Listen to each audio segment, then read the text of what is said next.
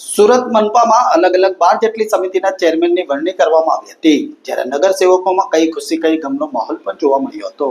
Surat crime બ્રાન્ચે Maidarpura વિસ્તારની jewellery ફેક્ટરીમાંથી થયેલી લાખોની ચોરીનો ભેદ ઉકેલી આરોપીની ધરપકડ કરી છે.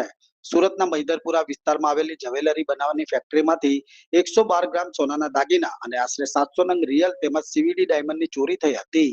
આ ચોરીની તપાસમાં સુરત ક્રાઇમ બ્રાન્ચે બાતમીના આધારે કાર્યવાહી કરીને આરોપી સાજિદ હસનની ધરપકડ કરી હતી અને તેની પાસેથી આશરે રૂપિયા 37 લાખનો મુદ્દામાલ રિકવર કર્યો હતો.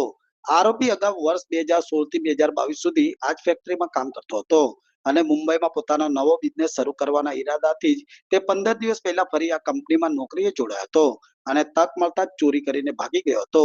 આખરે ચોર કારીગર જ નીકળતા પોલીસે પણ તેની સામે કાયદેસરની કાર્યવાહી આદરી હતી. નમસ્કાર. આજે સુરત મહાનગરપાલિકાની 12 કમિટીઓના ચેરમેન અને વાઇસ ચેરમેનની વરણી કરવામાં આવી છે. આરોગ્ય સમિતિના ચેરમેન તરીકે અશોક રાંદેરિયા અને વાઇસ ચેરમેન તરીકે વિક્રમ દેસાઈનું નામ ઘોષિત કરવામાં આવ્યું છે. જાહેર બાંધકામ સમિતિમાં રાજેન્દ્ર પટેલને ચેરમેન નિયુક્ત કરવામાં આવ્યા છે અને શીતલ પ્રતિક પટેલને વાઇસ ચેરમેન નક્કી કરવામાં આવ્યા છે.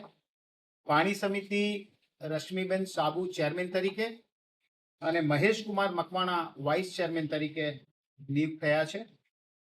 નગર નિયોજન સમિતિમાં મહેન્દ્ર દેસાઈને ચેરમેન તરીકે નિયુક્તિ આપવામાં આવી છે અને અશોક માંગીલાલ શાહને વાઇસ ચેરમેન તરીકે નિયુક્તિ આપવામાં આવી છે. સમાજ કલ્યાણ આનંદ પ્રમોદ સમિતિમાં રાજેશ રાણાને ચેરમેન તરીકે નિયુક્તિ આપી છે અને ઈશ્વરભાઈ નારોલા જે વાઇસ ચેરમેન તરીકે નિયુક્તિ પામશે. ગટર સમિતિમાં રવિન્દ્ર વિઠ્ઠલભાઈ ખેરનાર જેમને ચેરમેન ઘોષિત કરવામાં આવ્યા છે અને રાજનીશ દેસાઈને વાઇસ ચેરમેન ઘોષિત કરવામાં આવ્યા છે.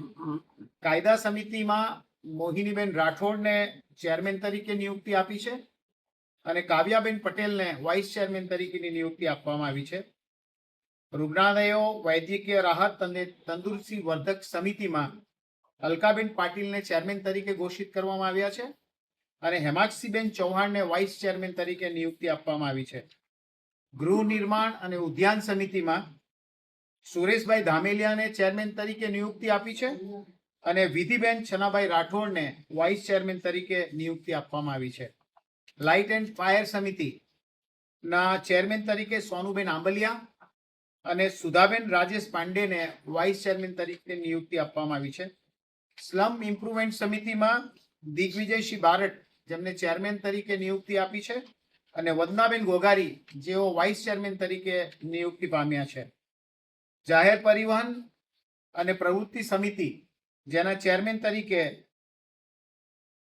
મનીષભાઈ ચીમનભાઈ પટેલ જેઓ ચેરમેન છે અને રીનાસિંહ અજીતસિંહ રાજપૂત જેઓ વાઇસ ચેરમેન તરીકે નિયુક્તિ પામ્યા છે. આમ કુલ 12 સમિતિઓના ચેરમેન અને વાઇસ ચેરમેનની નિયુક્તિ કરવામાં આવી છે.